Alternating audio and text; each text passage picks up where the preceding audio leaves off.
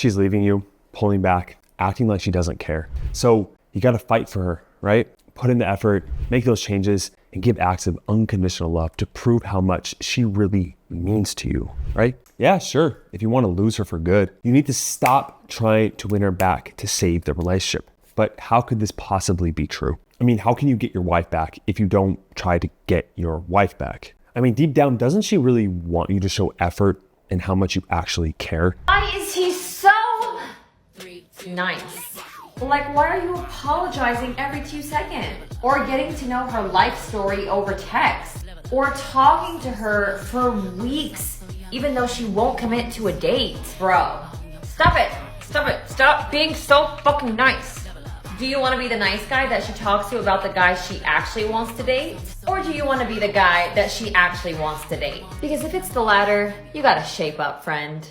When most men hear the idea that they need to stop trying to get their wife back in order to get her back, they may say that the woman is being immature or playing games. And I do understand that perspective, but it's also limiting to not see it the other way. Listen, in all of your effort, there is a hidden, insidious motive that she subconsciously picks up from you. It's a hidden conversation, okay? And honestly, after working with thousands of guys at this point, it is a motive, when you really look at it, that comes from weak, low-value place that she's hardwired to project from thousands of years of evolution. And then once you grasp this idea and act on it, I don't see a way that you won't have a massive shift in the dynamic between you and her, removing your anxiety, sparking attraction, and getting her to invest in the relationship again. Now, if you're new here, my name is Josh Hudson. I'm a licensed therapist who has found a more effective way to save marriages than traditional marriage therapy. And on this channel, I give men practical and proven advice on how to save their marriage, even if their wife wants out, and without compromising who you are, which is the most important part. Today, I'm going to show you how the real issues that caused her to leave, tell you why effort only makes it worse for you and her, the two types of men who use completely different strategies, and how you must know which one you are to know what type of action that you must take to win her back. Because if you use the wrong action as the wrong guy, it's going to have the opposite effect. And then finally, a way to overcome her inevitable tests with each new win you have. All right, let's jump in. Principle 1 is that what she needs is not problem-solving care. All right, let's talk about the problems in the marriage from a first principles perspective, right? Meaning the core root issue, not what she says or what's on the surface and what you guys see. The first example we're going to look at is cleaning the garage. Okay, let's say you ask your wife why the marriage is bad. And she says, well, you never clean the garage. And most men will see this and they'll say, what do you mean I never clean the garage? Like, what are you talking about, right? Well, the truth of what she's really meaning here is that it is not your behavior that she's pointing out. It is a part of you. Your not cleaning the garage speaks to your lack of integrity as a man. And that's what she's more upset at. It is a pattern. And you'll see this as time goes on with more examples. How does it play out in your own marriage? Because at the core, if you're lacking integrity, she cannot trust you, right? And if you want to go deeper than that, deeper than the lack of trust, which is one of the core issues, when she can't trust you, she doesn't feel safe with you. And you'll see with all of these, there's a lack of emotional safety with every single thing. That is like the core root of it all, okay? All right, another example is a wife will say, you always do this or you never do that. Or she'll say, you've done this thing 7, 8, 20 times. And the guy, instead of focusing on really the important part, the core, he'll say, well, it's not always, or it's not never, or I did the opposite of that last week, right? He'll try to focus on logic. So if we go deeper here, I see this as more of a communication issue between the two of you, because when she's emotional, she's going to use words like always and never. And if I was working with your wife, I would tell her to not do that. But if you change yourself, then your wife will change, okay? But I just want you to focus on not using logic. Understand that this is a communication issue. And underneath that, when she's communicating something to you and their emotions she's expressing, the frustration, the anger, the lack of validation, whatever it is, when you're focusing on the logic, it makes her feel invalidated, okay? And invalidated, I want you to think of this from now on. That word invalidated basically means that the way she sees the world, the way she feels, who she is as a person is not being said like, oh, yes, this is okay to feel this way. Being invalidated, it makes us feel like we're not okay to view the world and ourselves the way we are. I'm sure you felt this at times. It is a horrible feeling. One special note here, at the core of it all, with everything you do and all the logic and all the context that you're focused on as a guy, I want you to start orienting your attention how you make her feel, okay? Quite simply, on a fundamental basis, she is choosing to leave you because the amount of moments compounded over time have been more negative than positive. I talk about the emotional tipping scale on this channel a lot, and the special relationship ratio. Over time, she's felt bored, angry, resentful. All these emotions have just been compounded over time, and that tipping effect has taken place. But we'll fix it in this video. To be exact with you, Dr. Gottman had that ratio as a 5 positive experiences to every 1 negative is a healthy relationship. And once you skate towards 3 to 1, even 2 to 1, 2 positive, 1 negative, you're skating in negative territory and a relationship that's not going to last. I know you need at least 4 to 5 positive relationship experiences to every 1 negative. And by the way, you can get 2 positive too, 10 to 1, 20 to 1. There's no challenge in a relationship. And those are the relationships where the wife or husband will get bored, but that's for another video. And one final point on this tipping scale with a negative to positive, let's say this hand resembles the negative experiences and the left hand resembles the positive. When she brings up a negative experience, you have an opportunity to make her feel validated and take that negative experience and make it positive. But when you are trying to solve her problems or use logic, you're taking a giant rock and throwing it on that negative side, and it just completely tips. I want to let you know that powerful metaphor, that's what's exactly happening when you do that, okay? So the first step as a man that you actually must take is to remove yourself from the scale and learn how to make positive emotional investments and shifts back to neutral. But how do we do that? Well, this leads into our second point on where therapy fails. Now, where I challenge the Gottmans and pretty much all of traditional therapy is when you go to work in couples counseling, what they'll do is they'll teach you to produce more positive emotional experiences, right? There's healing conversations, there's all these great tools and skills and exercises in order to mend the relationship. But as you'll know, when you try to fix the relationship or do these positive emotional investments, when she's in negative sentiment or she's apathetic towards you, those things come off as manipulative. Common examples that many men face is that when the wife said, okay, I'm done, I want out of here, I want a divorce, whatever the language was, I'm no longer in love with you. What would happen is that as a guy, logically, you're like, okay, I'm gonna read these books, they said to do these things, okay, I'm gonna take her on dates, I'm gonna fix all the things she said wrong, I'm gonna tell her I'm sorry, I'm gonna write her these letters. You're doing all these things. How does she interpret those things? When she has that negative lens that you are the source of stress in her life and there's more negative experiences than positive in her memory, those things come off as manipulative. They go through this filter of like bad person, like, right? You can do the same action with your wife at different time intervals. Let's say you say she's upset with you and you guys are at neutral. You're at like 2 to 2 and you go ahead and you get her some flowers and you get her a spa day. She'll be like, that was really nice of you. When she said, hey, I'm done, I want a divorce at a different time period, that's when the wife's like, now you're doing this for me? Screw you. You're just trying to get me back. You see how that works? All right, this is why it is so important that if you are struggling in your marriage, that you do not try to do things on your own if you keep on messing up. You need to get support. If you want support from us, you can set up a call down below, but you need to do something different or you're gonna go into this negative tipping scale, this negative sentiment, and then the uphill battle to get her back to neutral. It's possible we do it every single day, but it's a lot harder and you wish you didn't wait. You see, at the different stages, which I'll put the stages video at the end of this one, the 5 stages, how to get through them.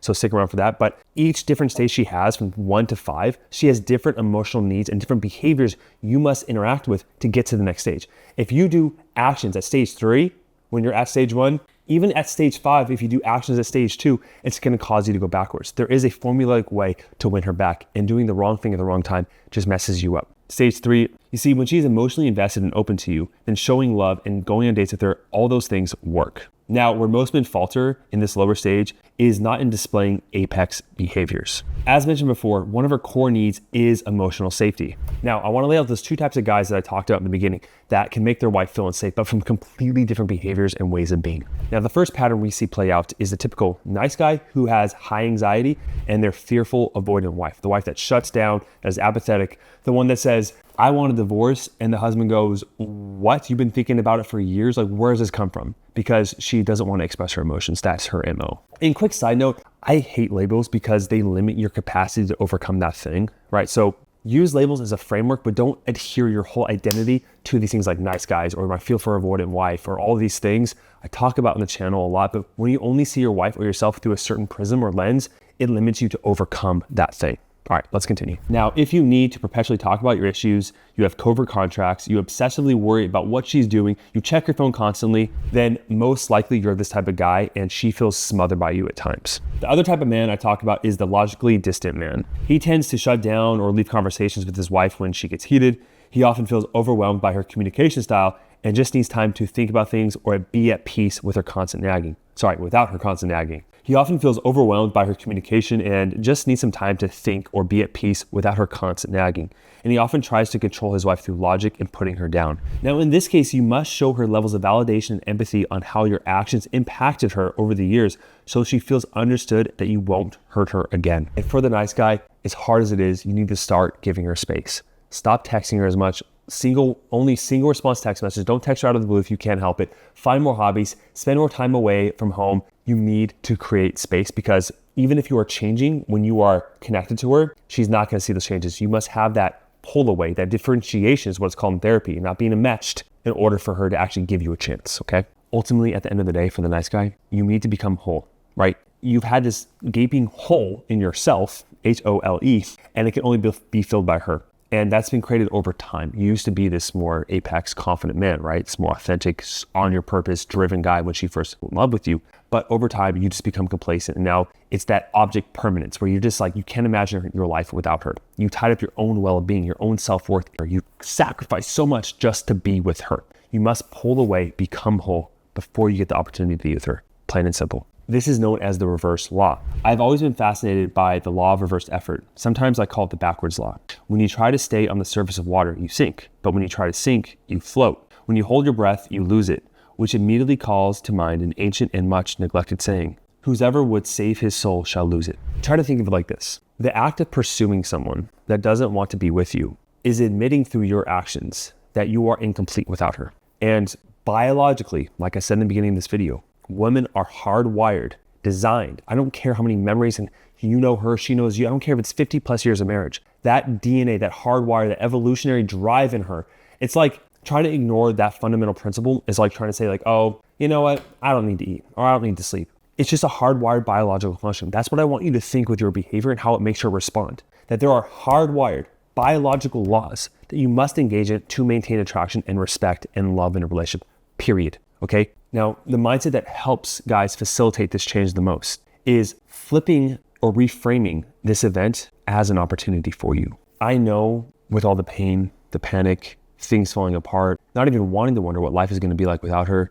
the effects on the kids, just falling apart. You want to do anything to save it. But that desire to just cling on, to just want things back to the way they were, they're not going to be the way they were, but they can be better. Okay? So as hard as it may be, you have to start seeing this as an opportunity for your growth, okay? Now, the common thread among the logical distancer and the nice guy is that empty hole inside of us. It's just both men trying to fill it in different ways. Quite simply, you need a miracle to win your wife back. But a miracle, all it is a shift in your perception, right? Seeing the problem as an opportunity, right? Seeing what your wife did to you as trying to divorce you or whatever she did as an opportunity for growth. The men that win their wives back, when she handed in the divorce papers, they said, cool, all right, thank you for the wake-up call. I'm still gonna win you back, period. That's a miracle. If you ever asked me a guy to say that who didn't believe that before, that's a miracle. Okay, the fourth point is how to pass those tests. I talk about tests a lot in this channel. However, all a test is that we are with people that give us positive emotional needs, like I said.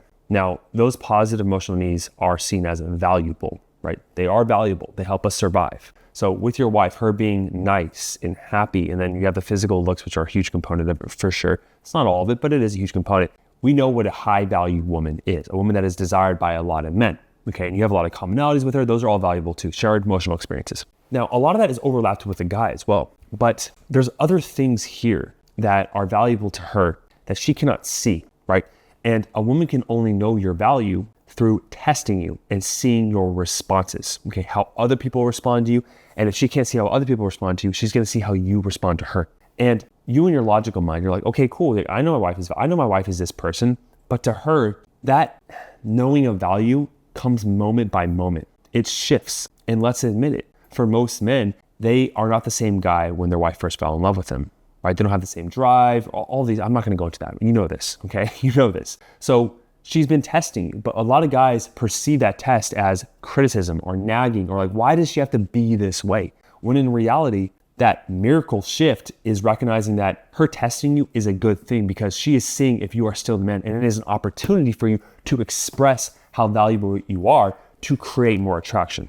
Logic of how much money you have, your looks, or even your past memories are not enough information for her to know you are still the right man for her. Your wife will constantly test you. It is her means of knowing you are the right men. She tests you by challenging you, becoming distant, pointing out your flaws, getting emotional, or testing your boundaries. Now, a lesser man will think that these tests are coming from a rude or insecure place, but the apex man knows that this is all a natural process that all high-value women engage in. Look, the more she tests you, the more she wants you. There are two types of guys in our program that I see. There's lots of different types, but these guys who first come into the program, they're like, oh, my wife is complaining, she's criticizing, she's doing all these things. And then there's guys that are like, I wish my wife still cared enough to do that. My wife is at the stage of apathy, stage 1, where she doesn't even care to test me. So if your wife is at that stage where she's testing you, she's going against your boundaries, she's still engaging with you. If she's showing emotion, she cares, and that is a good thing. For example, one of the guys in our program that recently came into, his name is Greg, right? As soon as he came to the program, he started sharing that his wife was saying things like, it's too late, save your chances for the next woman. I'm not gonna fall back in love with you. Or my favorite one, I'm not gonna have sex with you, just so you know. I know we're gonna go hang out, but like, I'm not having sex. Which, by the way, if she says that, the perfect response is to say, oh, you're thinking about having sex with me? Okay, sure, it's golden. Look, as a man on his mission to win his wife back, when she's testing you and failing those tests happen, it's like you're almost at the finish line to the next stage and then you trip over it, okay? So there's a video right here going over tests, why she tests and how to pass them. And here's the 5 stages video. Again, if you want to set up a call down below, click the link. I'll see you guys in the next video.